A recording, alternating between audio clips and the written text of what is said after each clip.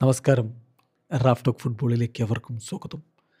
UEFA champions ലീഗിൻ്റെ semi final രണ്ടാം പാദ മത്സരത്തിൽ ഇന്ന് എമിറേറ്റ്സ് സ്റ്റേഡിയത്തിൽ അത്ലറ്റിക്കോ മാഡ്രിഡും ആഴ്സണലും തമ്മിൽ ഏറ്റുമുട്ടുന്നു. ആദ്യ പാദം അങ്ങ് മെട്രോപൊളിറ്റനോയിൽ 1-1 സമനിലയായിരുന്നു. അതുകൊണ്ട് എന്തും സംഭവിക്കാവുന്ന ഒരു മത്സരമാണിത്. രണ്ട് ടീമിൻ്റെ കോച്ചുമാരും വലിയ കോൺഫിഡൻസിലാണ്. ഡിയേഗോ സിമിയോണി ഇന്നലെ പറഞ്ഞത്, ഞാൻ എൻ്റെ താരങ്ങളോട് പറയാൻ പോകുന്നത്, ആദ്യ പാദത്തിൽ രണ്ടാം പകുതിയിൽ ഞങ്ങൾ കളിച്ചൊരു കളിയില്ലേ, അതുപോലെ കളിക്കാനാണ് ഞാൻ താരങ്ങളോട് പറയുക. ആ ഒരു കളി എന്ന് പറഞ്ഞാൽ എങ്ങനെയാണ് കളിക്കേണ്ടത്? ഹൈ ഇൻറ്റൻസിറ്റിയിൽ കളി ആവശ്യപ്പെടുന്ന അതേ മികവിൽ നമ്മൾ കളിക്കണം. ഒരുപാട് വിശ്വാസം ഞങ്ങളുടെ ടീമിലുണ്ട്. അത് കളിക്കളത്തിൽ ചെയ്ത് കാണിക്കാൻ പറ്റുമെന്ന് ഞാൻ പ്രതീക്ഷിക്കുന്നു. തീർച്ചയായിട്ടും കോച്ചുമാർ എന്ത് ചിന്തിക്കുന്നു, അവരെങ്ങനെ കളിക്കാൻ വേണ്ടി പറയുന്നു എന്നതൊന്നുമല്ല.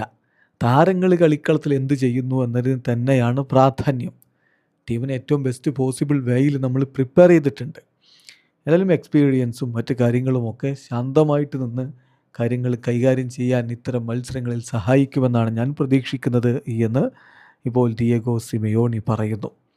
അതോടൊപ്പം തന്നെ അദ്ദേഹം പറയുന്നുണ്ട്, സൊർലോത്തിന് ഈ ഒരു മത്സരത്തിന് ആവശ്യമുണ്ട്.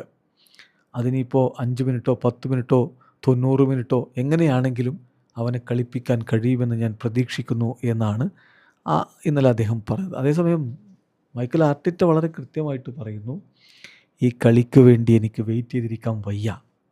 ആ ഒരു എനർജി ഇപ്പോൾ തന്നെ എനിക്ക് ഫീൽ ചെയ്യുന്നുണ്ട്. ഞങ്ങളുടെ സപ്പോർട്ടേഴ്സിൻ്റെ പിന്തുണയോടുകൂടി മികച്ചൊരു പ്രകടനം നടത്താൻ പറ്റുമെന്നാണ് ഞാൻ പ്രതീക്ഷിക്കുന്നത്.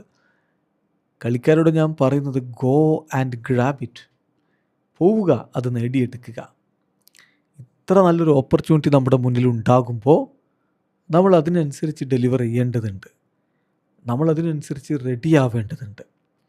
തീർച്ചയായിട്ടും ഫ്രം ഫസ്റ്റ് മിനിറ്റ് അതിനായിട്ടുള്ളൊരു പോരാട്ടം എൻ്റെ ടീം നടത്തും. അതുപോലെ മെട്രോപൊളിറ്റനോയിൽ അൺബിലീവബിൾ ആയിട്ടുള്ളൊരു അറ്റ്മോസ്ഫിയർ ആയിരുന്നു. One of the best that I have witnessed.